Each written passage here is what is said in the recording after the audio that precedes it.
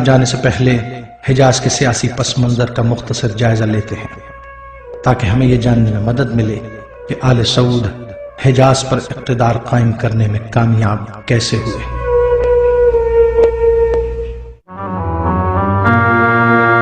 آل سعود سے قبل حجاز کا علاقہ سلطنت عثمانیہ کی حدود میں شامل تھا۔ سلطنت عثمانیہ کے دیگر علاقوں میں ایران کے علاوہ مشرق وسطی کے تقریباً تمام علاقے اور شمالی افریقہ وغیرہ شامل تھے۔ 1914 میں سلطنت عثمانیہ کے آخری خلیفہ سلطان عبد الحمید خان کی جانب سے وہاب پاشا کو حجاز کا گورنر اور حجاز کی فوج میں سربراہ مقرر کیا گیا۔ عثمانیہ سلطنت سے دو بدو مقابلہ مسلمانوں کے جذبات بھڑک جانے کے سبب بن سکتا تھا۔ اس خطرے کے پیش نظر برطانوی حکومت نے سلطنت عثمانیہ کے خلاف حجاز کے 2 مسلمان قبیلوں کی امداد حاصل کی۔ ایک تھا آل سعود اور دوسرا شریف حسین کا خاندان۔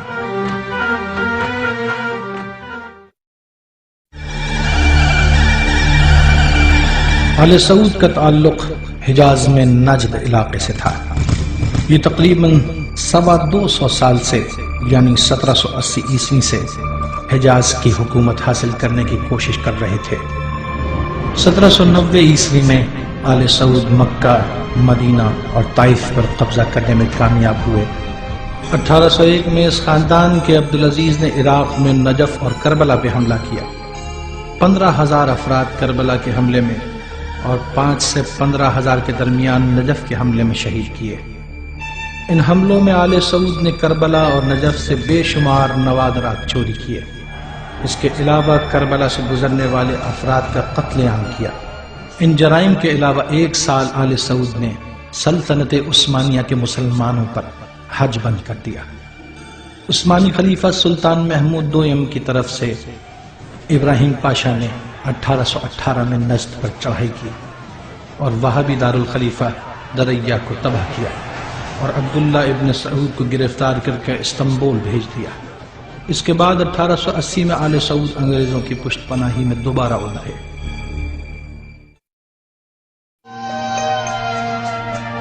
شریف حسین کا خاندان مکہ کا رہائشی تھا اور انگریزوں کے لیے کافی اہمیت کا حامل تھا۔ ان دونوں خاندانوں کی تربیت کے لیے انگریزوں نے 2 جاسوس مقرر کیے اور مالی امداد بھی فراہم کی۔ شریف حسین کے خاندان پر برطانوی تاریخ کے مشہور ترین جاسوس T.E. لارنس المعروف لارنس آف عربیہ کو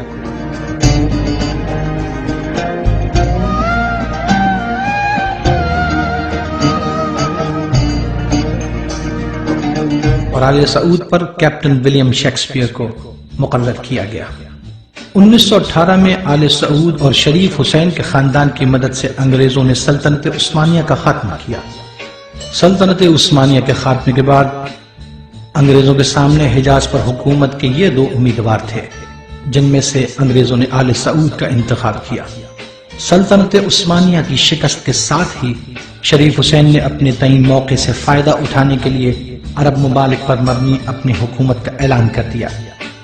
تقریباً 100 سال محنت کر کے انگریزوں نے سلطنت عثمانیہ کا خاتمہ اس لیے کیا تھا تاکہ اس کے ٹکڑے کیے جا سکیں۔ شریف حسین کے اس اقدام نے انگریزوں کا اعتماد بھی کھو دیا۔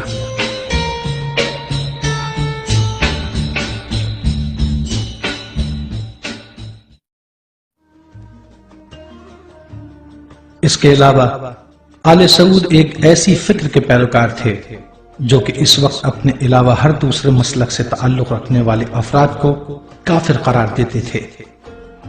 لہذا آل سعود کی اس فکر سے مسلمانوں کی تقسیم کا ہدف بھی بآسانی حاصل کیا جا سکتا تھا۔ ابتدا میں آل سعود سنی اور شیعہ دونوں کو مشرک قرار دیتے تھے۔ آل سعود نے شریف حسین کے خاندان کی طرح تمام عرب ممالک طلب کرنے کے بجائے انگریزوں سے صرف حجاز کا علاقہ طلب کیا۔ شریف حسین کو خلافت سے ہٹا کر اسے سائپرس ملک بدر کر دیا گیا اور حجاز میں اس کے داخلے پر پابندی لگا دی۔ شریف حسین کے 4 بیٹے تھے جنہوں نے لارنس آف عربیہ کو اپنی وفاداری کا یقین دلایا۔ بالآخر حجاز کی حکومت انگریزوں کی طرف سے آل سعود کے حصے میں آئی۔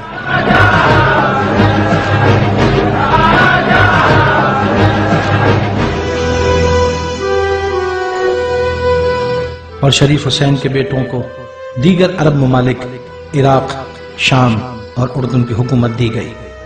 اردن اس وقت ملک نہیں تھا بلکہ ٹرانس جارڈن نامی علاقہ تھا، جسے ایک ملک میں تبدیل کر کے شریف حسین کے بیٹے کو دے دیا گیا۔ عراق اور شام میں حکومت کرنے والے شریف حسین کا خاندان بغاوتوں کے نتیجے میں ختم ہو گیا، جبکہ اس وقت اردن کے حاکم عبداللہ کا تعلق شریف حسین کے خاندان سے ہے اور اسرائیل اور انگریزوں کے لیے آج بھی اپنی خدمات انجام دے رہا ہے۔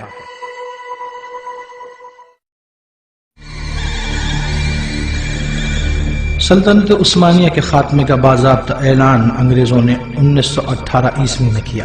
حجاز کی حکومت ملتے ہی آل سعود نے حجاز کا نام، جو کہ نبی اکرم کے زمانے سے بلکہ حضرت ابراہیم کے زمانے سے قائم تھا، اسے تبدیل کیا اور اس کا نیا نام سعودی عربیہ رکھا۔ اس نام کے دو جز تھے، ایک آل سعود خاندان اور دوسرا جز عرب قومیت۔